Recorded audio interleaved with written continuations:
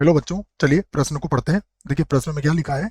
Michelson की विधि से प्रकाश की चाल नापने के एक प्रयोग में घूमते दर्पण से क्रमवर्ती परावर्तन के बीच प्रकाश द्वारा चली हुई दूरी, देखो यहाँ पर प्रकाश द्वारा चली हुई दूरी हमें दी गई है 4.8 किलोमीटर है।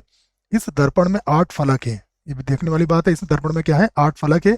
इस दर्पण की न्यूनतम कोणीय चाल बताए, तो यहाँ पर हमें कोणीय चाल, इसकी न्यूनतम कोणीय चाल बताना है, जिसके लिए प्रतिबिंब वही बनता है जहां दर्पण को स्थिर रखने पर बनता है। ठीक है बच्चों, तो ये सारी बातें हमने पढ़ ली है। इसको हमें इस प्रश्न को हल करने के लिए सबसे पहले हम लिखेंगे मुख्य अवधारणा। तो यहां से लिख लेते हैं प्रश्न के लिए मुख्य अवधारणा। मुख्य अवधारणा में बच्चों हम माइकलसन विधि के लिए जो सूत्र है उसको हमें केवल याद रखना है। मुख्य अवधारणा, माइकलसन विधि में प्रकाश की चाल के लिए जो सूत्र था, यदि हमें वो याद है तो फिर हम इस प्रश्न को आसानी से हल कर लेंगे। ठीक है, तो ये होता है C बराबर, ये होता है D ओमेगा एन, और बटे में कितना आता है 2 पाई। ये सूत्र बच्चों आपको इस प्रश्न के लिए याद रखना पड़ेगा। ठीक है, अब हम यहां से हल करते हैं इस प्रश्न को। सबसे पहले जो दिया है उसकी बात कर लेते हैं। ठीक है, तो मैं लिख लेता हूं दिया है। दिया है, देखिए हमें क्या क्या दिया गया है।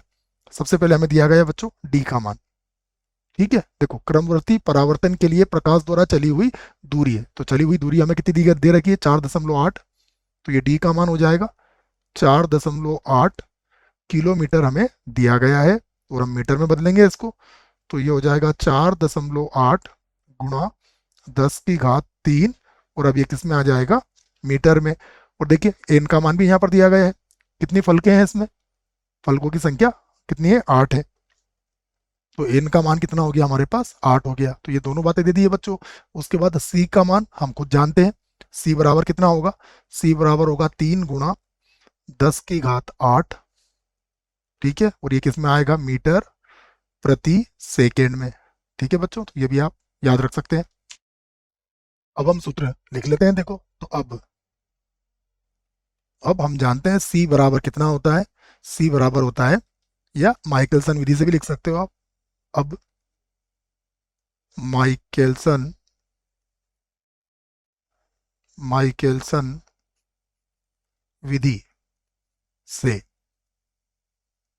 ठीक है, माइकलसन विधि से, तो ये लिख लेते हैं। तो इससे सी बराबर कितना होगा, देखिए सी बराबर होगा इसके लिए डी, उसके बाद ओमेगा, यहाँ पर है एन, और बटे में कितना आ जाएगा 2 पाई। यहाँ से देखिए अगर आप ओमेगा का मान निकालें तो ओमेगा का मान कितना हो जाएगा, देखिए 2 पाई, तो ऊपर चला जाएगा, ये सी से गुणा हो जाएगा, और बटे में कितना आ जाएगा, बटे में आ जाएगा डी एन। ठीक है, ये क्या हमारी कोणीय चाल है जो किस में दी जाती है, रेडियन, रेडियन प्रति सेकेंड में बच्चों ये दी जाती है। यदि हमें इसको चक्कर प्रति सेकंड में निकालना है तो इसको 2 पाई से भाग लगा देंगे, तो मैं इसको लिख सकता हूँ ओमेगा बराबर कितना है, देखिए 2 पाई C, और बटे में कितना होगा डी एन,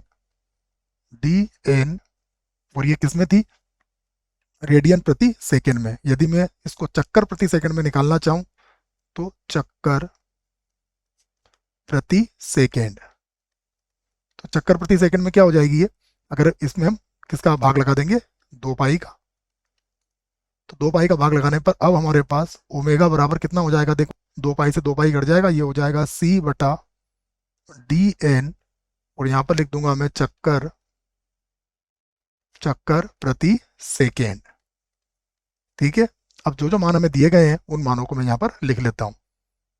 तो ओमेगा बराबर, देखिए C का मान कितना रखेंगे हम, 3 गुणा 10 की घात 8 मीटर क्या है प्रति सेकेंड है, और बटा देखिए डी का मान कितना निकाल रखा है हमने, डी का मान है हमारे पास 4.8 गुणा 10 की घात 3। एन का मान कितना है 8 है। इसको हल कर लेते हैं। देखो तो यहाँ पर 3, अगर 3 के पहाड़े से आप इसे काट देंगे बच्चों, और 10 की घात 3 है तो ये 10 की घात 5 बार कट जाएगा, तो ये तो हो गया 10 की घात 8 में से 3 गए, 10 की घात तो 5 बचेगा। ठीक है, बटे में ये हो जाएगा 1 बार, और 3 छंग कितना होता है 18, ठीक है, 1.6 और गुणा में कितना आ जाएगा 8 आ जाएगा, ठीक है। इसको आगे हल कर लेते हैं। ये क्या चल रहा है हमारा चक्कर, चक्कर प्रति सेकेंड है बच्चों ये, ठीक है। एक बार वो लिख लेते हैं इसको यहाँ से, तो ये आ जाएगा हमारा 7.8, ये लगभग निकाल देता हूँ मैं, गुणा 10⁻³ और ये आ जाएगा चक्कर, चक्कर प्रति सेकेंड। तो ये हमारे प्रश्न का उत्तर आ चुका है बच्चों। देखिए प्रश्न में हमसे क्या पूछा गया था कि इसकी न्यूनतम कोणीय चाल बताइए, तो हमने इसकी न्यूनतम कोणीय चाल यहाँ पर बता दी है। आशा करता हूँ प्रश्न का उत्तर समझ में आया होगा। धन्यवाद।